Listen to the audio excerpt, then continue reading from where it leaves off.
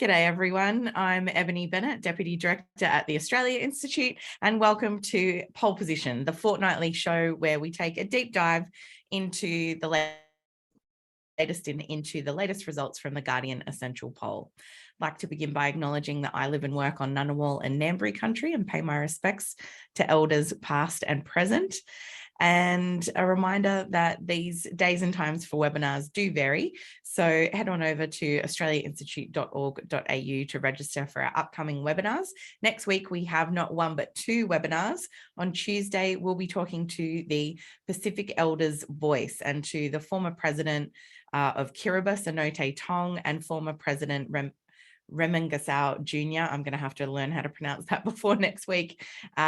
Former president of Palau on Tuesday. That's for our Regional Climate Diplomacy Forum. And on Wednesday, we'll be talking to photojournalist Andrew Quilty about his new book coming up, August in Kabul. Don't forget to subscribe to our podcast, Follow the Money, where we explain big economic issues in plain English. And before we dive in, just a couple of Zoom tips. Don't forget you can type questions in for our panel into the Q&A box. A reminder to please keep things civil and non-topic in the chat or we'll boot you out. And finally, a reminder that this discussion is live. It is being recorded and the video will go up on australiainstitute.tv later on today. And the audio will go up on the Guardian's Australian Politics podcast sometime tomorrow.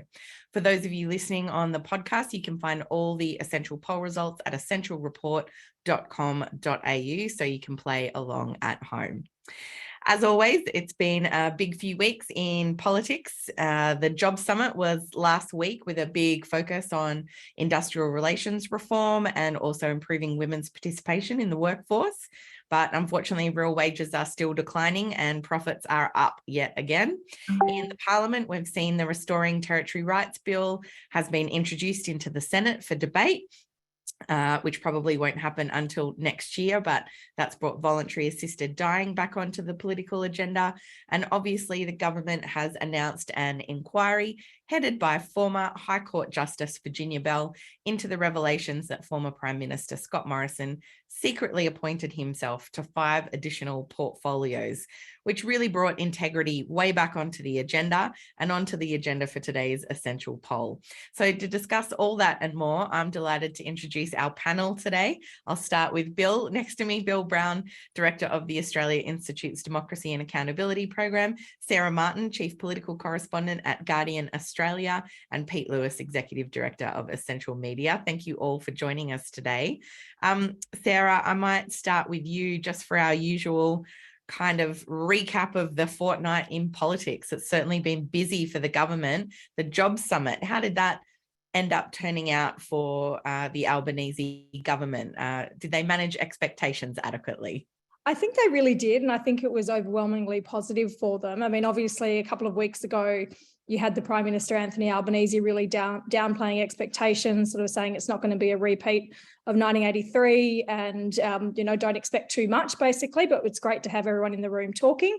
They obviously went sort of above and beyond that. They not only got everyone in the room talking and appearing to collaborate, but they did have some concrete outcomes as well, both on the industrial relations front, but also some other measures that I think people were, hoping to achieve. There's still some sort of fine print to work out, particularly when it comes to things like multi-employer bargaining, which we know is going to face some resistance from industry. And Tony Burke has set in train a process to now begin consultations on how those changes to the Fair Work Act might look.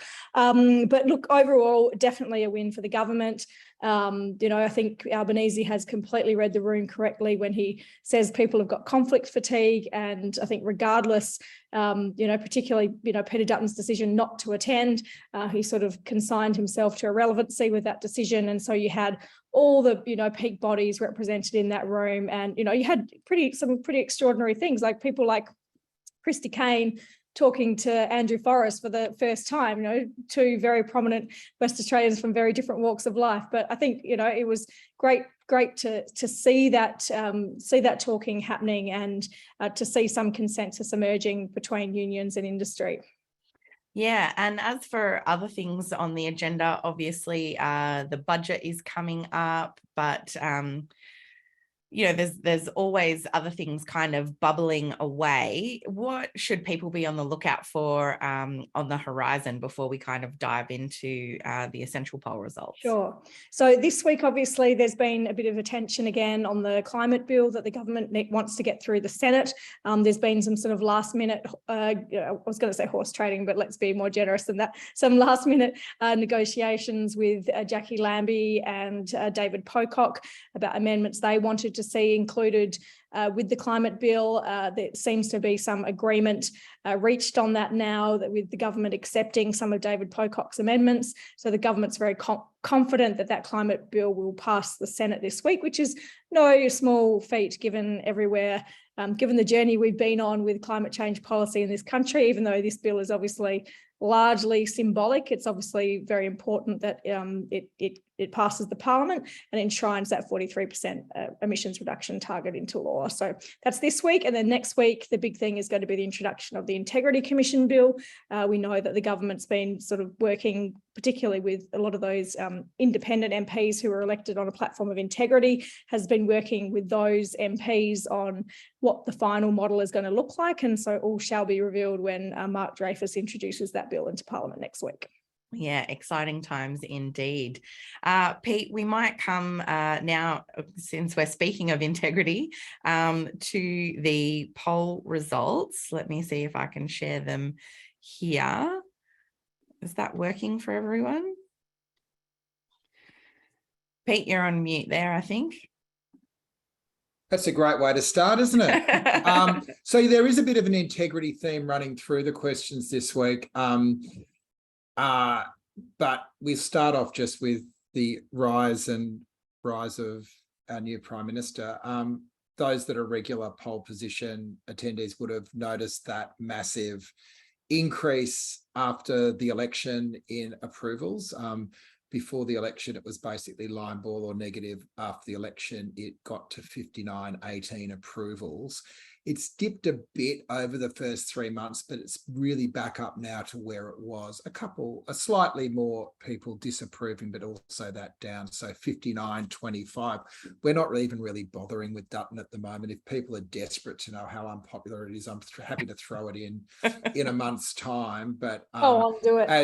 As Ebony, as Sarah said, he really dealt himself out of the public debate by boycotting the Job Summit. And a really interesting counterpoint with David Littleproud, who turned up and rolled up his sleeves and got about the business. I'll put a piece up on The Guardian today just reflecting on both the figures we're doing today, but also the summit, and also, against the backdrop of Joe Biden's speech addressed to the nation last week about the fragility of democracy. And there was just a line that struck with me from that speech, which was about seeing politics not as total war, but the mediation of our differences. And I did think that what we got out of the summit last week is a model for mediating differences rather than amplifying them. And if there was any change that I think is reflected in these numbers, to Sarah's point about conflict fatigue, it is a different model of doing politics where solving the problem is the objective rather than amplifying it for political gain.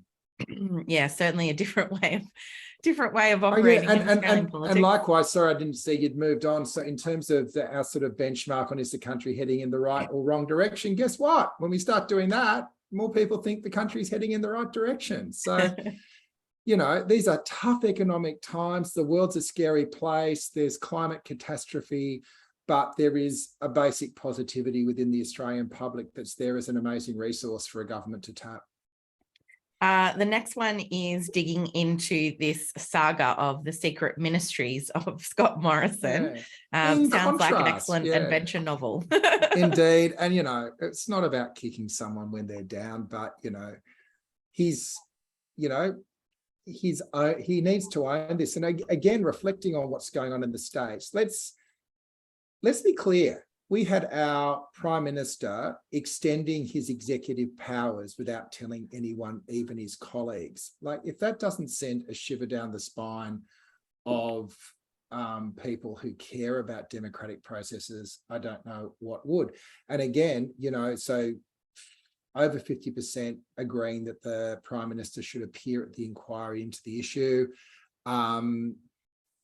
More than that, 59%, including, I might say, 45% of coalition voters agreeing that the former Prime Minister's behaviour has diminished the reputation of his government.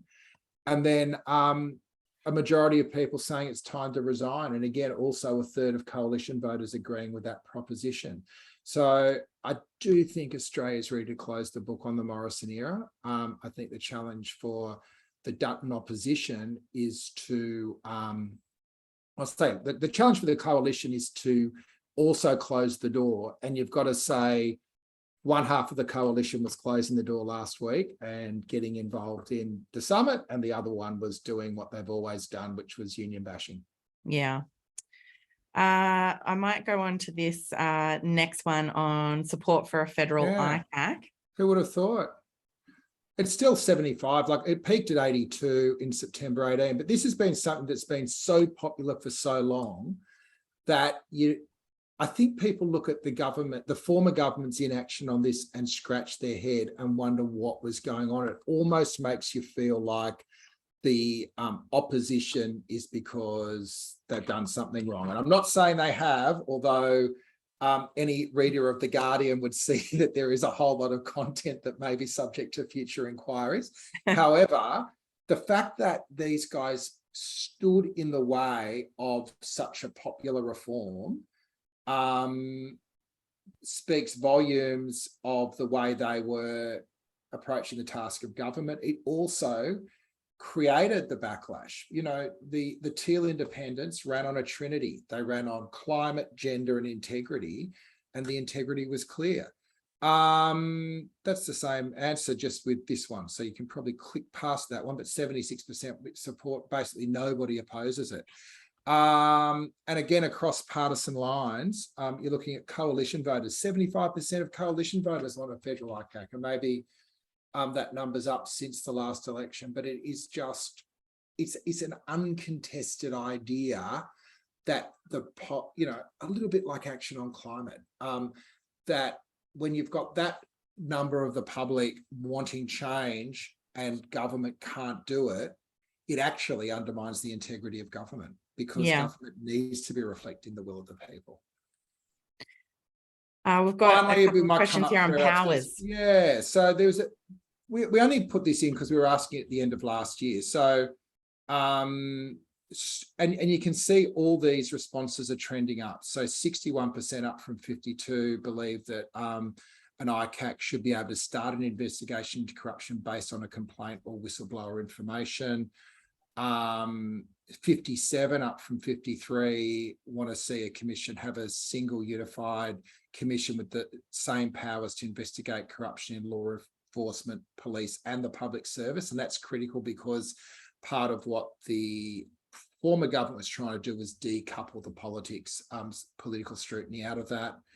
And again, a big shift from 47 to 55 in the proposition. It should be able to hold public hearings so the details of the cases are transparent.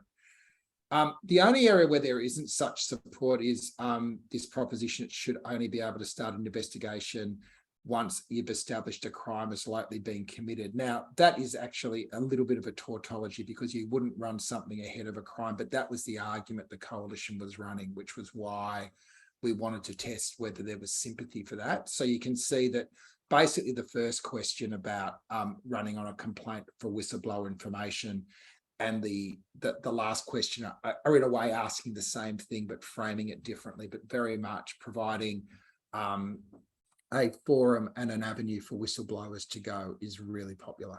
Yeah, Bill, I might come to you next. The Institute's done quite a lot of research in this area and worked with ex-judges on what some of those powers would be. Why are some of those powers so important to an effective commission? Yeah, I think some of those powers really go to the heart of a commission being able to do its job. On the case of taking complaints from whistleblowers or the general public, for example, David Ip, who's the former head of New South Wales ICAC, has said that the Eddie Obeid investigation started with an anonymous tip. So in the absence of being able to take those whistleblower tips and so on from the public, you're potentially not able to even get the investigation started and unearth what's really going on. That's in contrast to the coalition government's model, which would really have depended on the public service and so on making the referrals, at which point you run the risk, even if everyone's doing the right thing, of there being an appearance of something being done wrong. I was a little worried with those numbers about not being able to investigate in the absence of a criminal offence. But I think in practice, if people have walked through the limits of criminal offences in these kinds of investigations, you'd get people on board with the idea that they're not the be-all and end-all of the investigation. And the National Integrity Committee has put together a bit of a list of wrongdoing that isn't necessarily a criminal offence, and includes things like nepotism, using public money for political or personal gain, using serious misuse of the entitlements of your office, again, for your own benefit. And if you imagine a corrupt politician, that's actually the kinds of things you imagine them doing. So certainly there, being able to investigate those things would go to the heart of what an integrity commission needs to do. And Sarah, coming back to you, you've said the legislation is expected to be introduced next week. I know they've been going through a big period of consultation, but you would expect that this bill will be fairly robust, not only because Labor was committed to it prior to the election, but independents have been running so hard on elements of this for so long. I feel like the public's understanding of this is actually quite sophisticated at this point. Yeah, I think that's a really interesting point to make. And I thought that in those questions, perhaps the support for some of those measures was as a result of increasing awareness of what some of those things actually would mean. So obviously Mark Dreyfus has, it was a pre-election commitment. We know a fair bit about what's in the bill, but we also know a few things that are missing. We know that obviously it will operate independently of government. It will have reasonably broad jurisdiction to investigate serious or systemic corruption. That was one change that they made. Initially, it was serious and systemic, but with following some of the roundtables with the crossbench, that was sort of toughened up slightly. It will have the power to investigate ministers, public servants, statutory office holders and contractors. It will also be able to commence inquiries on its own initiative or in response to tip-offs from the public or from anyone, which is obviously not a feature of the coalition's previous bill. And it will also it will be able to investigate both criminal and non-criminal corrupt conduct, which again is a slightly lower threshold than what we previously seen on the table. So and also interesting to note, it will also be able to investigate conduct that had occurred before it was actually established. And it will have the power to hold public hearings.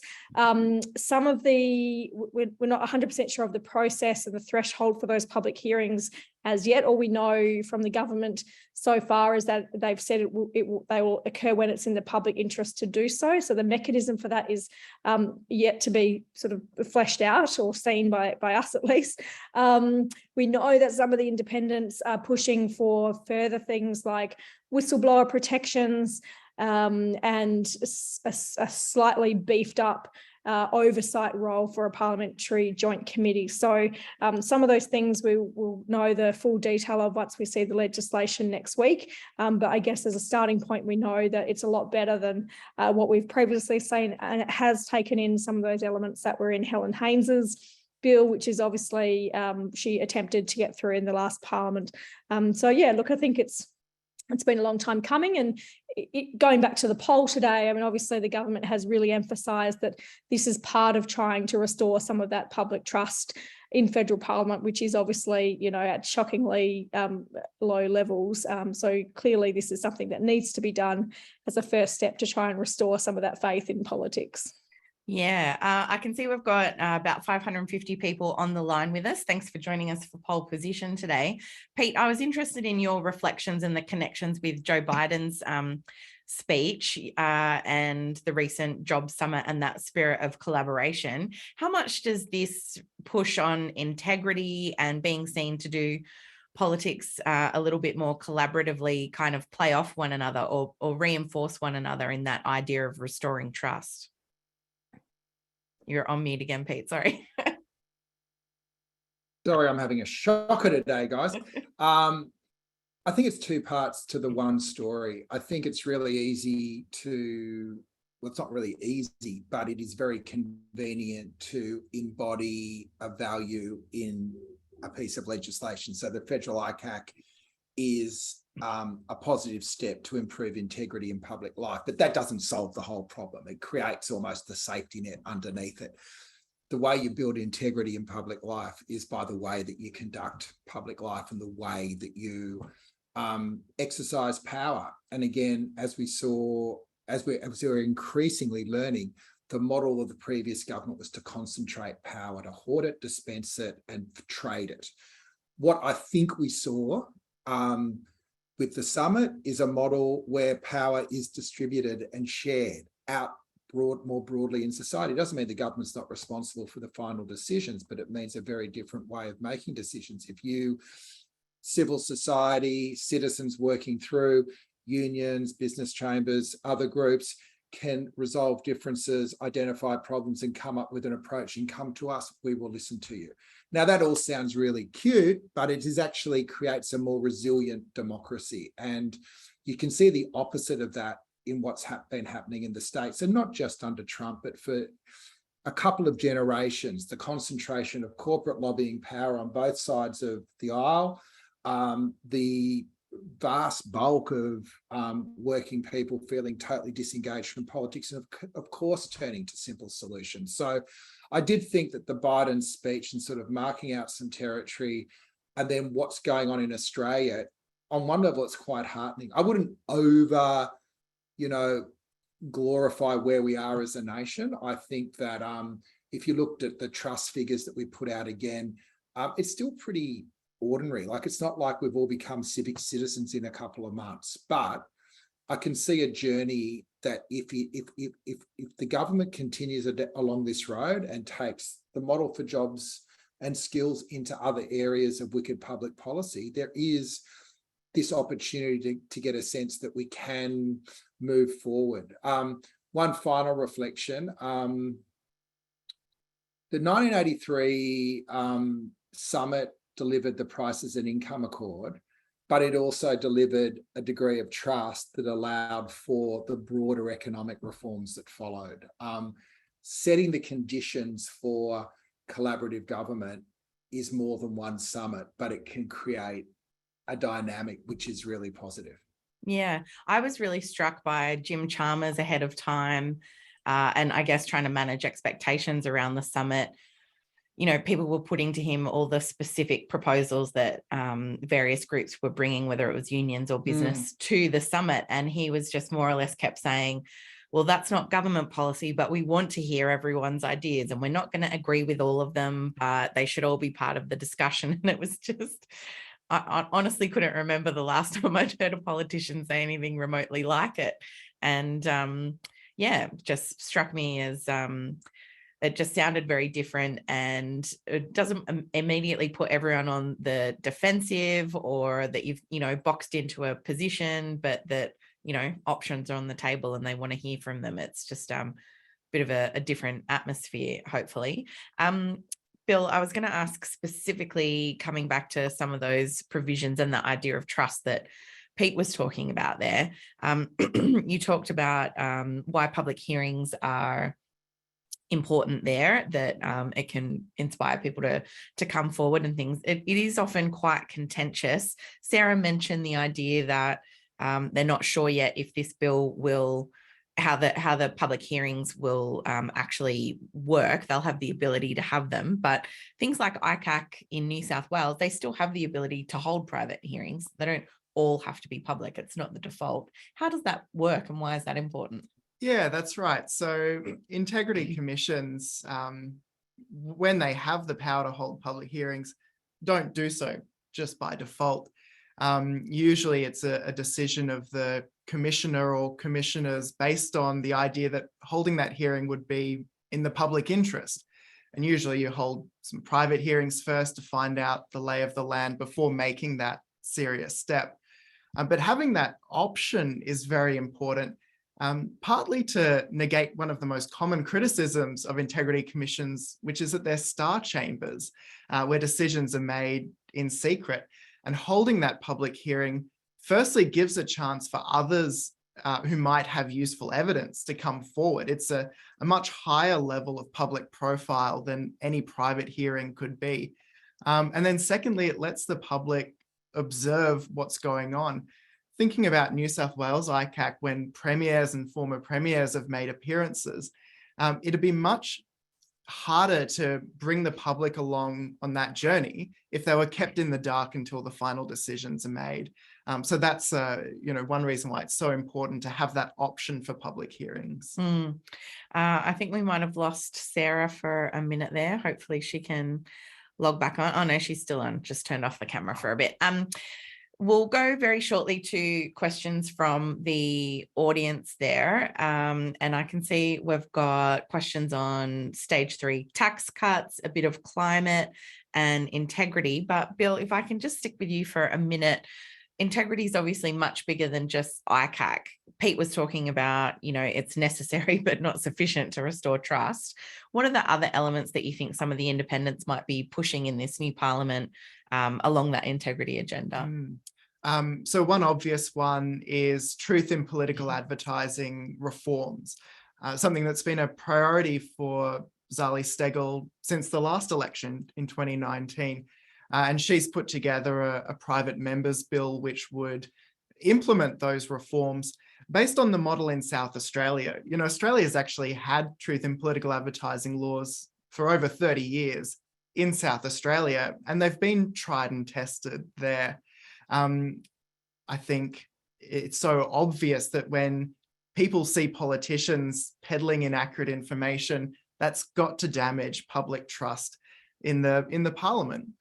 Along with that, we've seen moves more recently from Sophie Scomps to change how political appointments are made. So one of the controversies in the Morrison government was around the politicisation of appointments to the Administrative Appeals Tribunal, which reviews some of the decisions that government makes around visas and welfare and so on. And making sure that appointments like that and to the ABC board and all of the many other appointments that government makes are actually done in a way that's open, merits-based, with an independent panel, would go a long way to giving people some confidence. Yeah. We might go to questions from the audience now, and just a reminder that you can type in your questions for the panel and it'll come up. You should also be able to upvote other people's questions if you like them and make comments on them as well. Sarah, coming to you, we've got a couple of questions here about the stage 3 tax cuts. One from Bridget, another from Corey, asking, will Labor be able to get out of implementing the stage 3 tax cuts? And also Pete, Corey's asking if you can stick a stage 3 tax cuts question into the next essential poll. Sarah, what are the politics of that looking like at the moment? I mean, we know there's been a huge focus that I'm not sure the Albanese government was expecting to come so soon onto stage 3, and it's a long time until they're actually implemented. It's a long time for this debate to kind of bubble along. Yeah, I mean, it's sort of they're kind of caught between a rock and a hard place at the moment. Like, obviously, it's not easy to break what was pretty much an election promise. I mean, Albanese was asked many times during the campaign about their support for the stage 3 tax cuts, and he sort of had no choice at that point but to really back them in without otherwise, sort of be at risk of being the subject of a vicious scare campaign at the election. I think it's easy to forget that the government only has a 1-seat majority, so they are going to be cautious in the lead up to the next election. But at the same time, pressure is building on them to scrap the stage 3 tax cuts, particularly the benefit that goes to the highest income earners. And we know from the good work you guys have done just how inequitable they are, both for higher income earners, but also when you look at it through a gender lens. So it is a really difficult one for them politically. I wonder whether they might find a more creative way around it and not break the promise.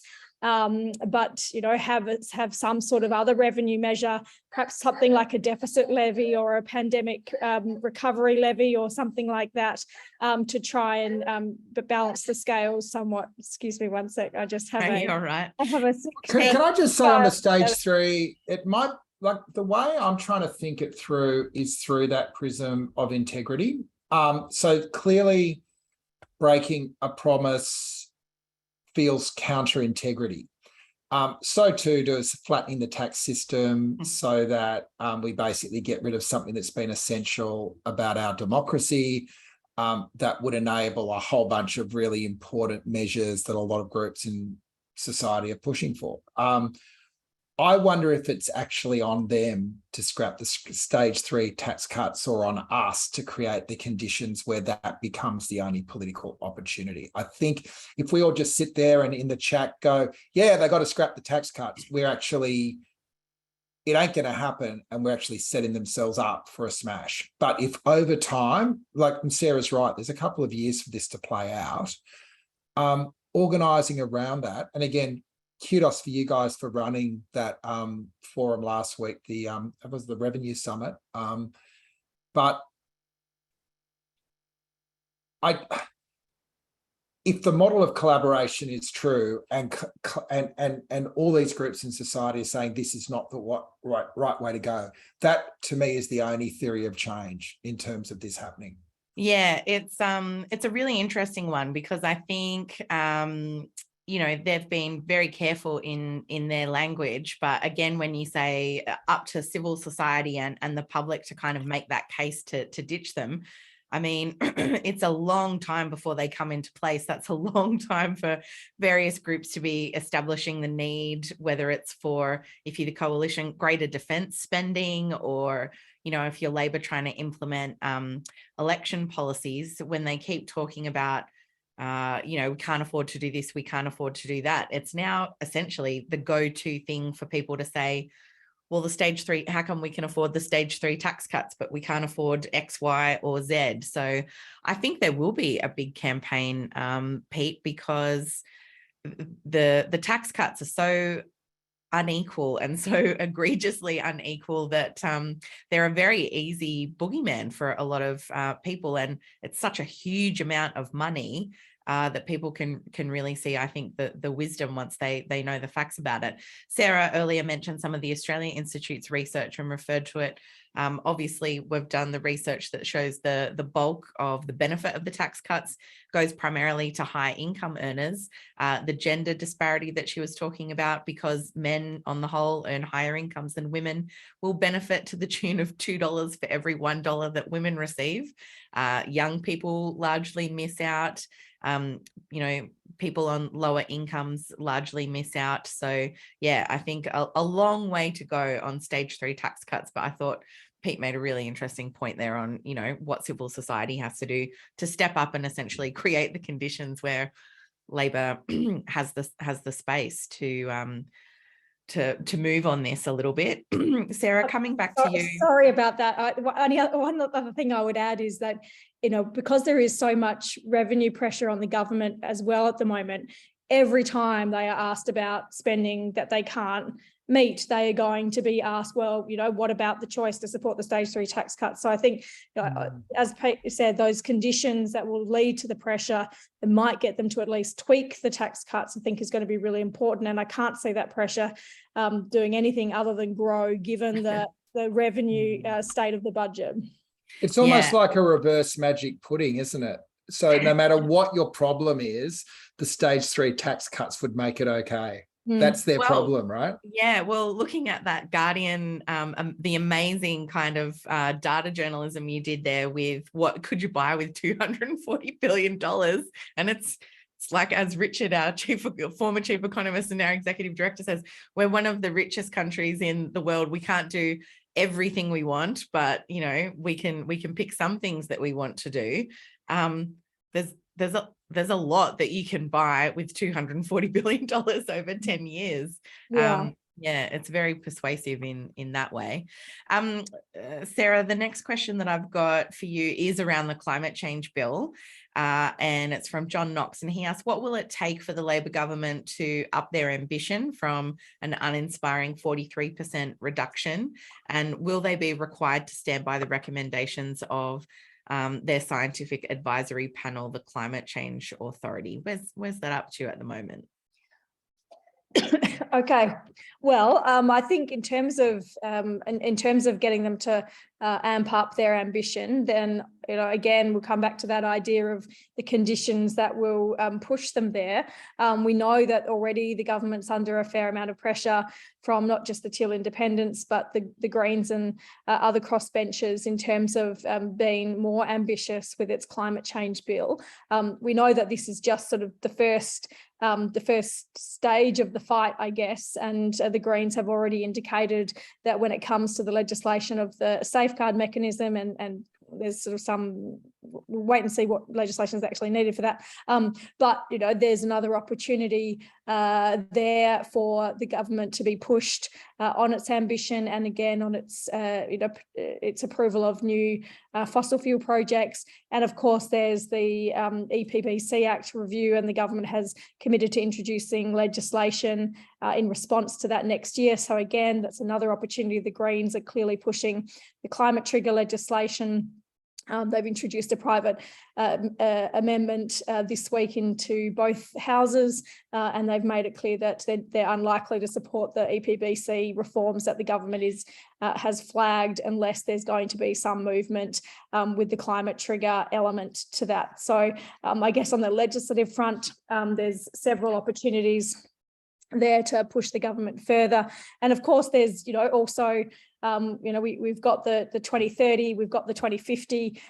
We need to fill in the gaps between those two targets as well. So there's an opportunity to perhaps, if they're looking ahead to a 2035 target, which clearly they will need to do, then there's an opportunity there to also increase the ambition. Yeah.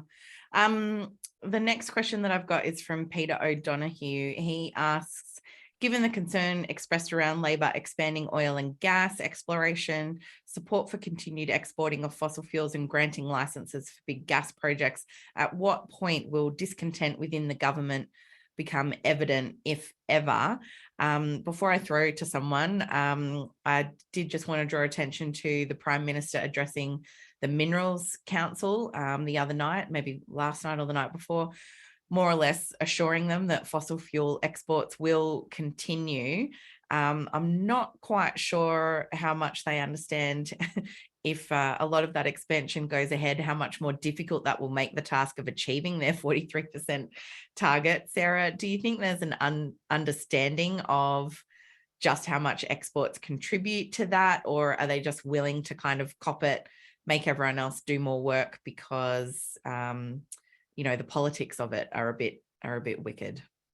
The politics of it are wicked, and then again you've got this sort of mixed views within Labor about the need for new gas projects, and also the what some argue is the strategic importance of allowing those gas exports, for example, to Japan. And we saw Madeleine King last week with the Japanese ambassador sort of reassuring them that Australia wasn't about to put in a domestic gas reserve policy, despite the calls for it. I mean, I think there's another interesting pressure point there in terms of a super profits tax on the resources companies as well, particularly where we've got a situation where what's been happening with oil and gas prices means that the resources companies are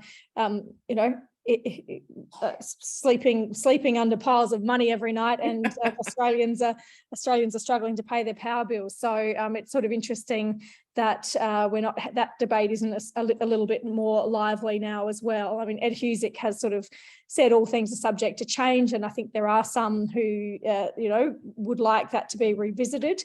But again, going back to the governments and particularly Anthony Albanese sort of making a virtue of no sudden moves and no surprises, and sticking to doing what he says and saying what he means.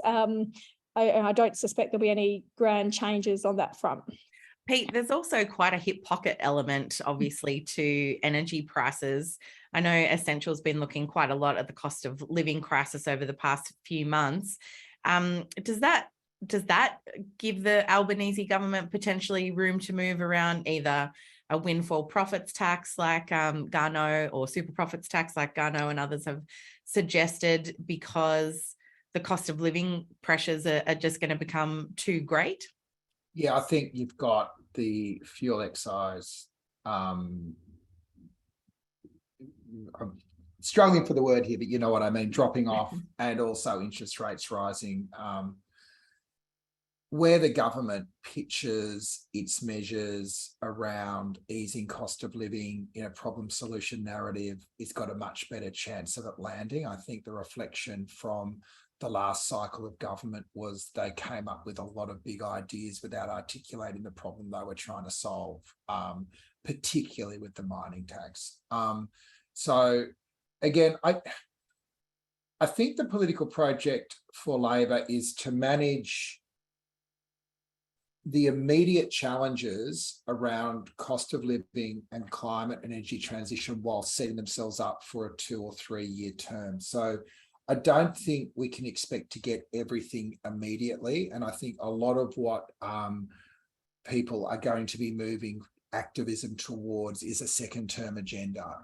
I think that the first term agenda, in terms of, you know, what they've done with the energy pricing, what they've done with integrity, voice to parliament, caring economy, the arguments that were done at the Job Summit, that is close to an agenda for a term.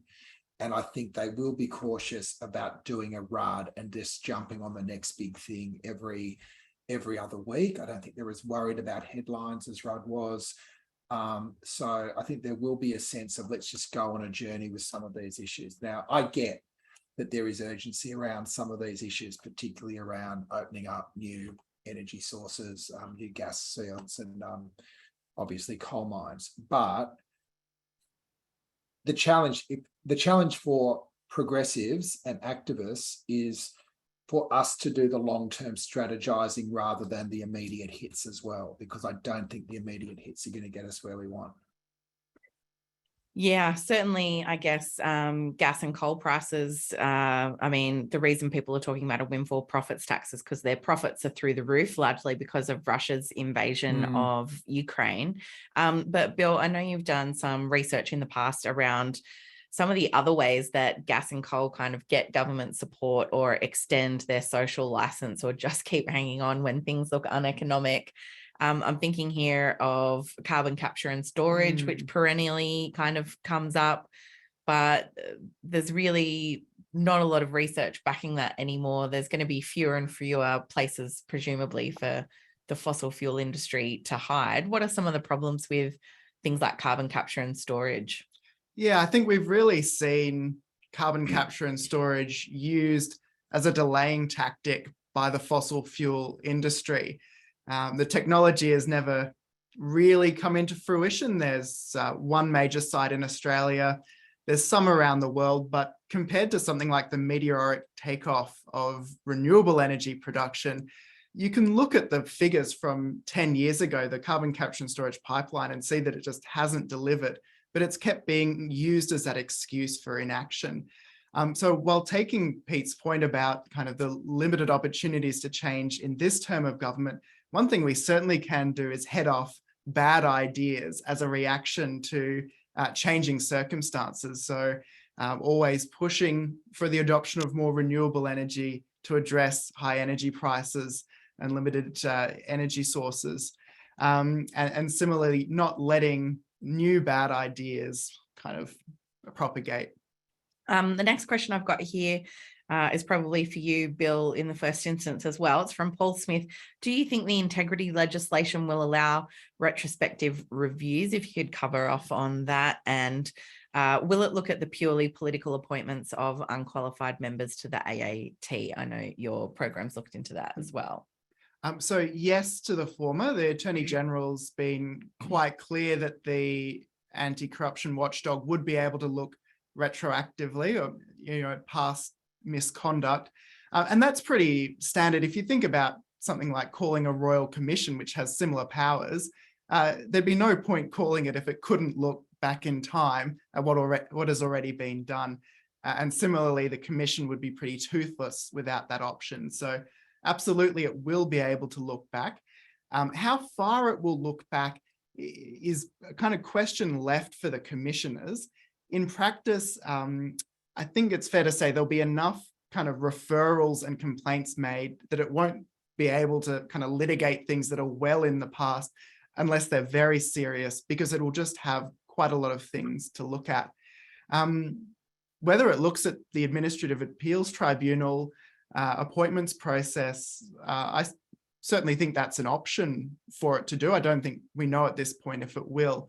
A bit of background on that is that the Australia Institute had some research out earlier this year which found a disturbing trend towards more political appointments being made to the AAT, and those appointees often having less or no legal qualifications compared to appointments to the AAT who weren't political.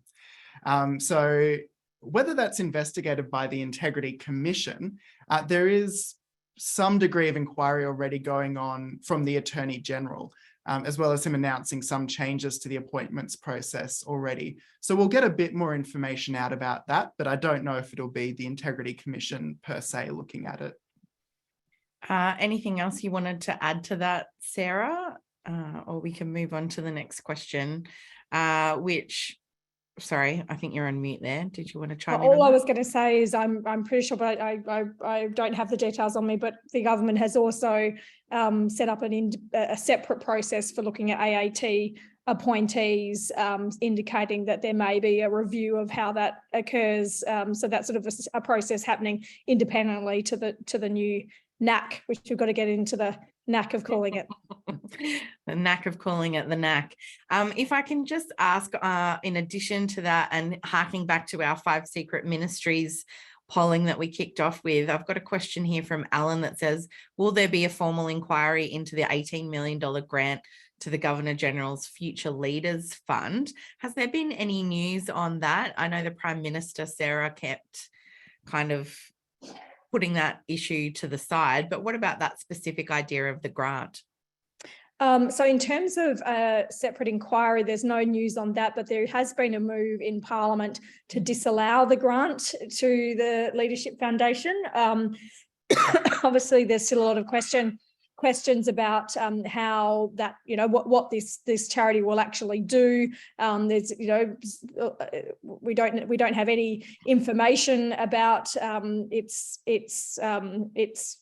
remit or its plans, so it's all been sort of cloaked in mystery. So both the Greens, the Jackie Lambie Network, and Monique Ryan have all lodged notices of motion to disallow the special grant for this, non-operational leadership program.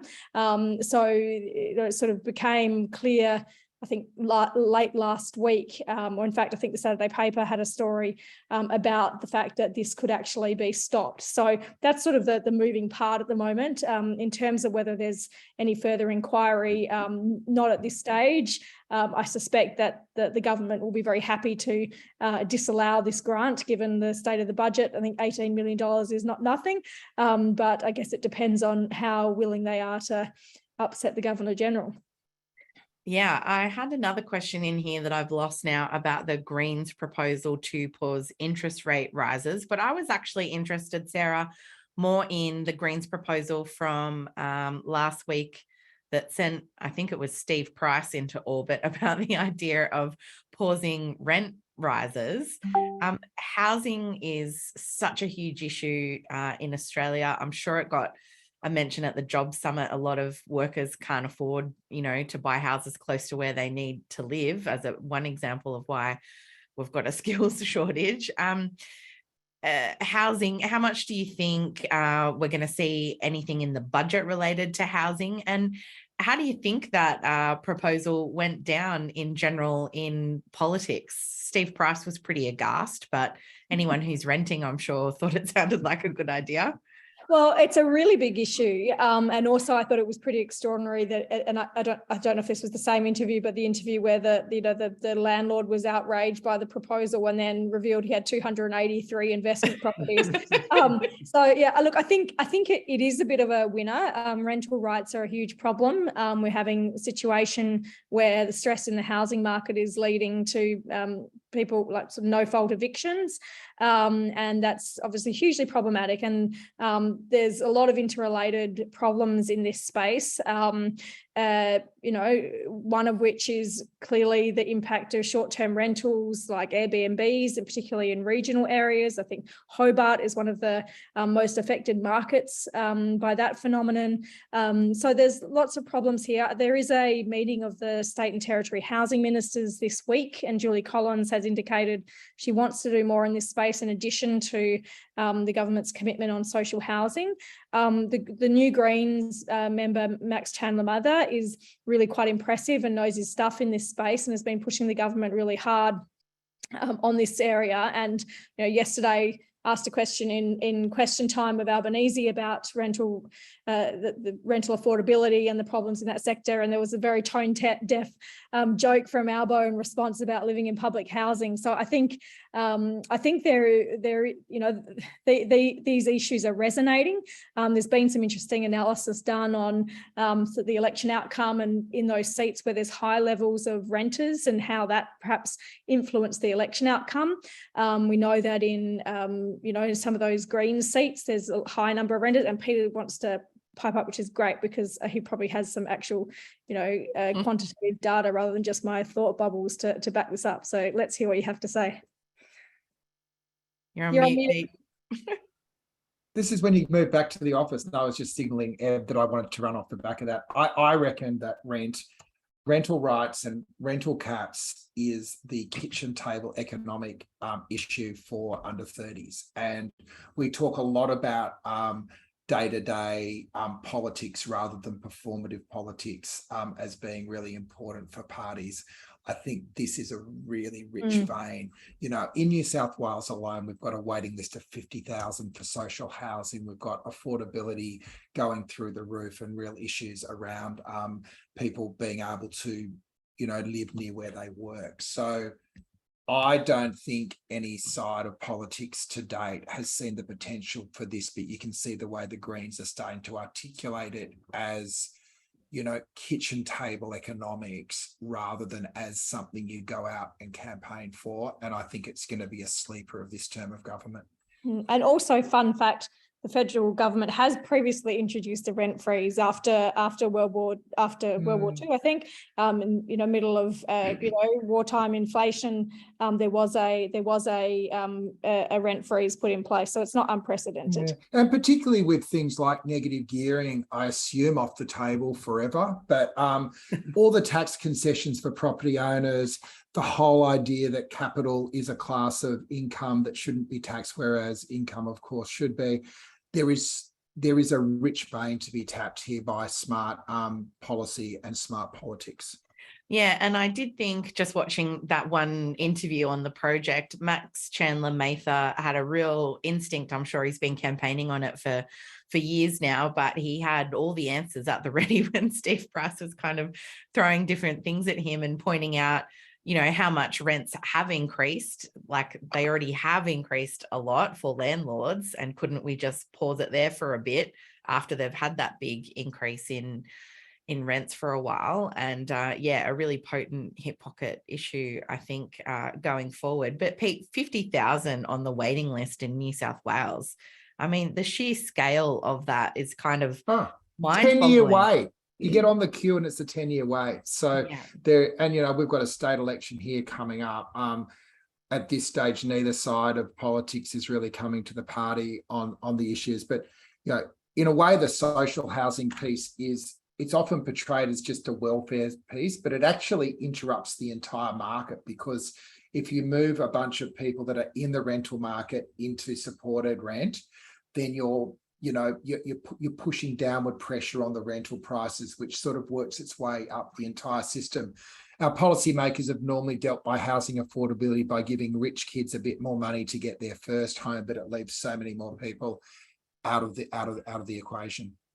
Yeah. Sarah, just quickly, a question from Eva Cox here. Will Albo take on the mess of privatised childcare services and aged care, or just give more money to profit makers? What are we expecting after the job summit and anticipating the budget? There's been pressure to bring forward the childcare reforms, but they've kind of been ruling that out as far as I can see. But that's not an issue that's going away there. How much do we think they're going to make headway on childcare?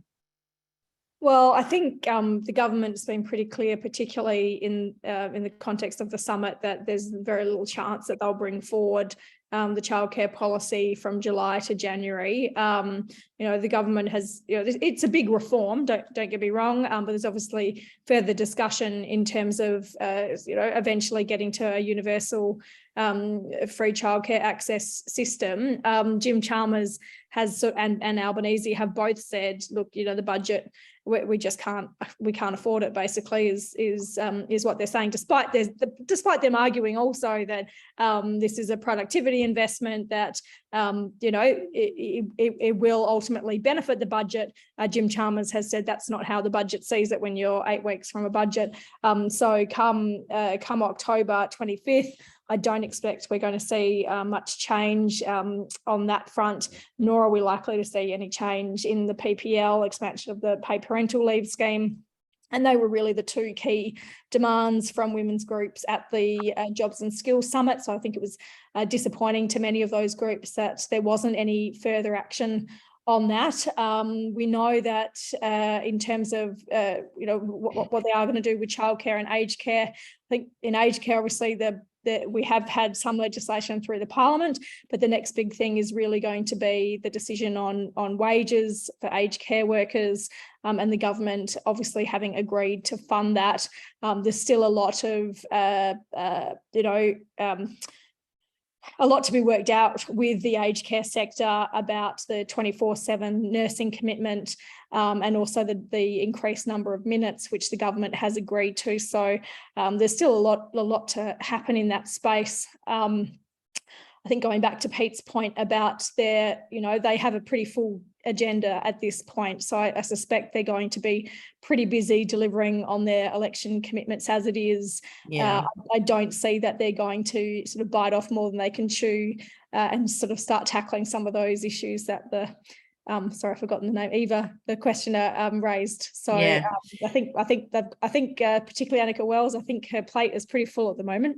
Yeah, understandably. But if people are interested in, I guess, how Australia is going to meet those growing public spending needs, increasing the pay of the aged care and caring workforces in general that are highly feminised, if you're one of the people who cared about those stage 3 tax cuts questions at the beginning, don't forget to head on over to the Australia Institute. We've got a revenue summit in Canberra on the 6th of October. Early bird tickets are on sale now. And the objective of that really is to just say, we do have growing public spending needs, a lot of services that the community now expects. And we seem to talk a lot about what we can't afford. How about we have a bit of a chat about how we could afford it? How we could fund the services that the community expects and needs. Thank you so much to Pete, Sarah, and to Bill for joining us today. You can find Sarah Martin on Twitter at Ms. Marto. Pete Lewis is at Peter Lewis EMC. Bill Browne is at Browne90. That's Browne with an E on the end. And you can find me at Ebony_Bennett. Thanks everyone for your great questions. Don't forget to head on over to Essential to play along at home with those Essential polling results. You can find all the Australia Institute's content and research at australiainstitute.org.au. And of course, Sarah and Pete's excellent analysis is at Guardian Australia. Head on over to there to find all of that. Thanks so much for joining us today. We'll see you hopefully next week for our webinars with the Pacific leaders, as well as Andrew Quilty about the fall of Afghanistan. And thanks so much for joining us today. Take care, everyone. We'll see you next time. All right.